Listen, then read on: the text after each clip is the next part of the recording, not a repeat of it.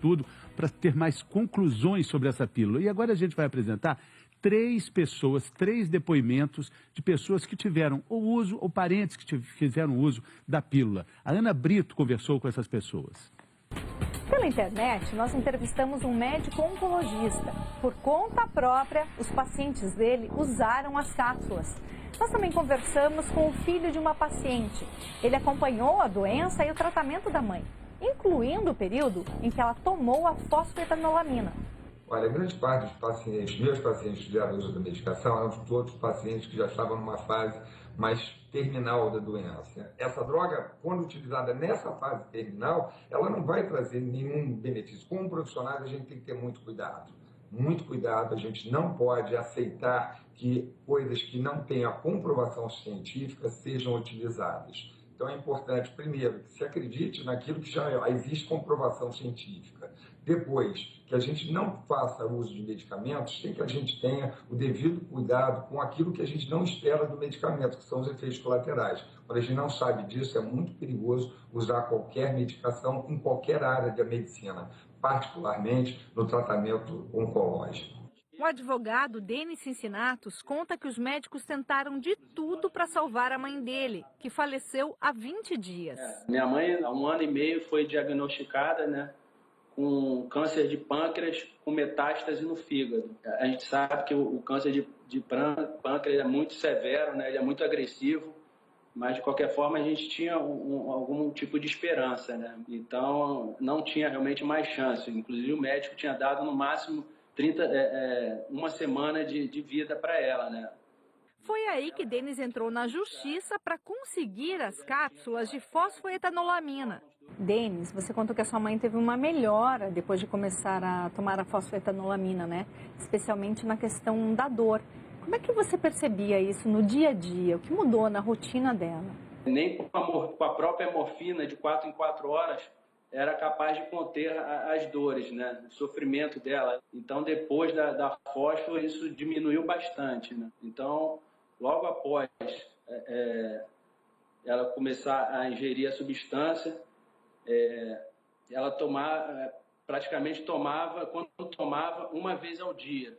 Então, assim, a gente entende que houve, sim, uma melhora, principalmente na qualidade de vida dela ao final da vida, Uma das explicações para o resultado positivo de uma substância que ainda não teve eficácia comprovada é o que a ciência chama de efeito placebo. Por que a gente melhora com o efeito placebo?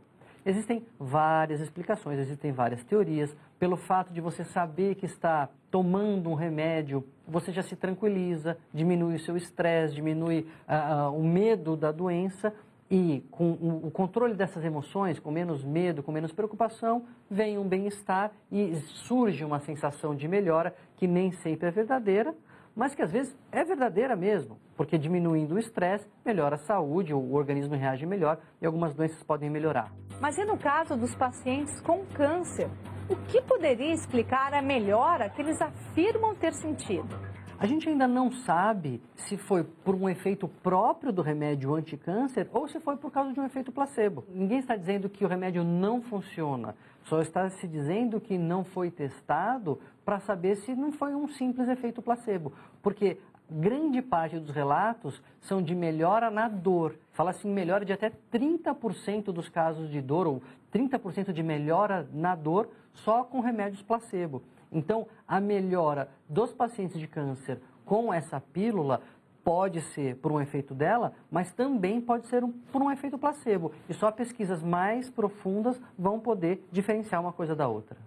Isso que o Dr. Daniel acabou de dizer é muito importante. A gente não está dizendo que a pílula do câncer não funciona. O que a gente está dizendo é que, por exemplo, o estudo do placebo é um estudo super feito na medicina, O efeito placebo é super estudado na medicina e já se sabe hoje que 30% dos casos melhoram com o placebo, doutor Sérgio?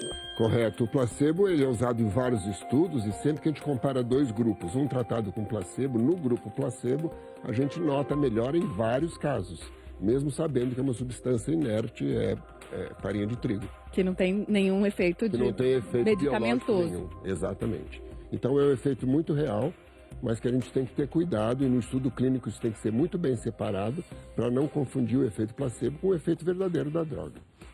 A gente vai ver agora, é agora que a gente vai ver o personagem que tem mais um depoimento falando sobre uma melhora depois de usar a pílula do câncer. Vamos ver.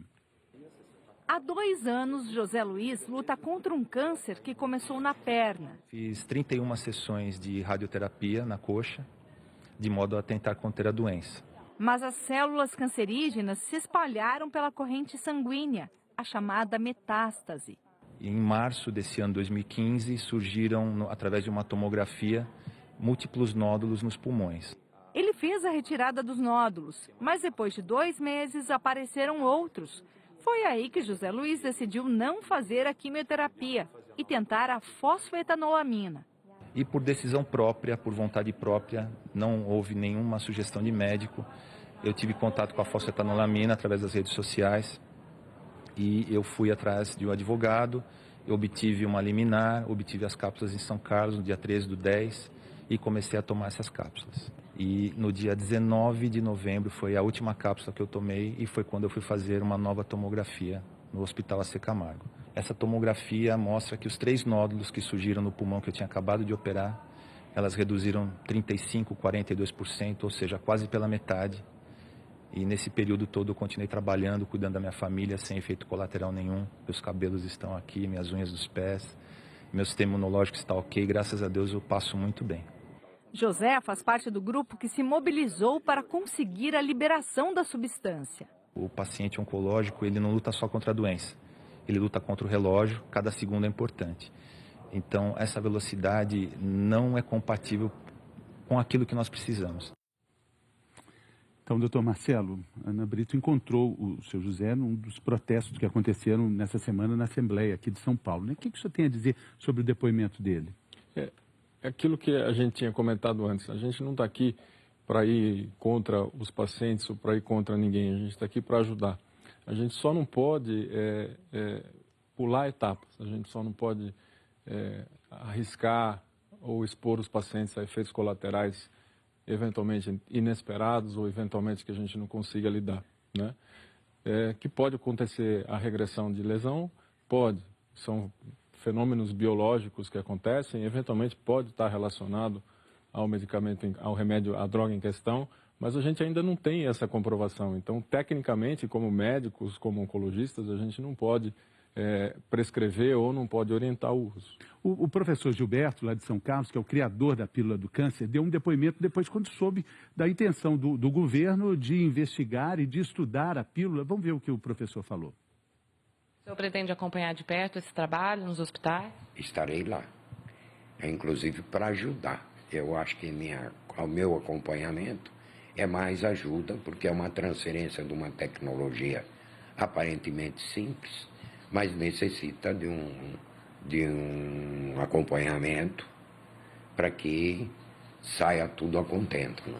O que vai acontecer? O senhor vai ceder a fórmula para o governo do estado, começar a produção da fósforo ou não? O que exatamente vai acontecer agora?